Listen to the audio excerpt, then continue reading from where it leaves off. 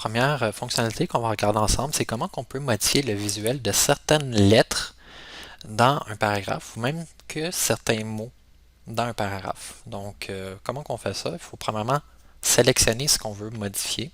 Puis ensuite, on va pouvoir choisir le style visuel qu'on va appliquer dans le ruban accueil sous le regroupement police. Donc, par exemple, je vais vous demander de sélectionner la limitation du nombre d'activations. Donc, on sélectionne ça. Et à l'intérieur de ce regroupement-là, on peut mettre en souligné à l'aide de cette option-ci. On va cliquer dessus, on voit que ça vient de mettre une barre en bas. On aurait pu mettre en italique avec l'autre option qui est à côté. Fait que je clique une fois, ça le met. Je reclique une autre fois, ça l'enlève.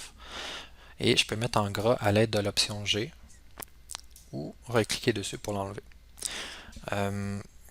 Autre chose qu'on va essayer de faire, on va aller essayer de changer le style de caractère qui a été utilisé pour écrire ce mot-là. Donc, par exemple, la case, j'ai vraiment de la misère à prononcer ce mot-là. Donc, le fait que c'est des majuscules ou des minuscules dans un mot, on peut le modifier.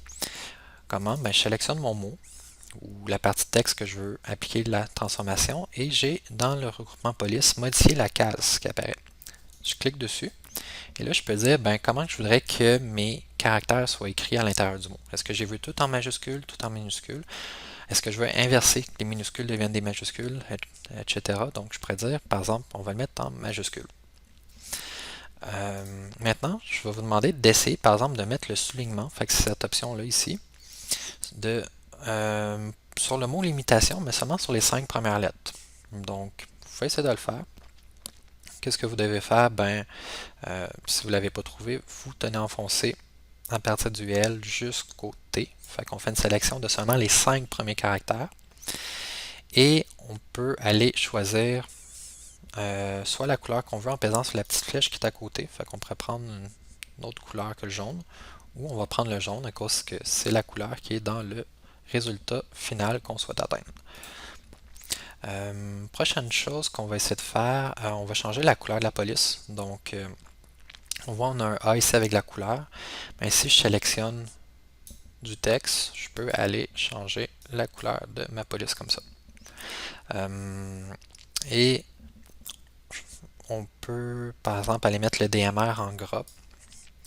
Et vous remarquez que quand je fais une sélection de texte, il y a la plupart du temps ce petit menu-là contextuel qui apparaît, qui ressemble énormément au menu qu'on a ici. Mais pourquoi ils font ça? Ben, c'est à cause que c'est moins d'énergie, moins de calories ça prend bouger la souris jusqu'au G qui est ici pour le mettre en gras versus se rendre jusqu'à ici. Donc c'est juste Word qui est gentil puis qui essaye de nous économiser notre énergie. Donc Word est gentil. Il faut apprécier les petites choses qu'il fait pour nous. Juste avant de se quitter, je vais vous montrer que c'est pas toutes les options qui apparaissent ici. Il y en a d'autres qui sont cachées. Parce qu'ils sont moins courantes, on les utilise moins souvent.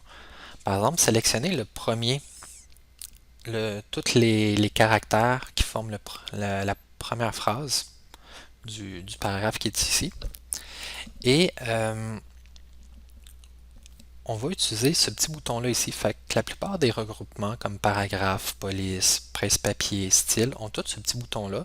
Ça permet d'afficher une fenêtre qui va contenir toutes les options pour ce regroupement-là. Par exemple, je clique dessus. Et là, tu vois que pour le regroupement police, j'ai beaucoup plus de choses que juste ce qui est ici. Bon, je peux changer la police de caractère qui est utilisée. Je pourrais prendre du Comics AMS qui fait un peu police comme pour enfants, qu'un clown utiliserait probablement pour écrire quelque chose. Donc, je pourrais aller le choisir comme ça ou à l'aide de la liste déroulante ici. Mais juste pour vous montrer des fonctionnalités qui ne sont pas là normalement, ben, je pourrais mettre doublement barré du texte. Je pourrais écrire mon texte avec des petites majuscules en cliquant ici. Fait que c'est pas vraiment commun, donc c'est accessible ici, mais pas à travers le ruban. Il y a d'autres options qui existent comme dans paramètres avancés qui permettent de choisir l'espacement entre chacun des caractères et beaucoup d'autres éléments. On ne touchera pas à ça ici. Puis, qu'est-ce qui est le fun dans cette fenêtre-là, c'est que tu as un aperçu du résultat final. Fait que tu vois ici qu'est-ce que ça va donner avec ces configurations-là que tu as choisies.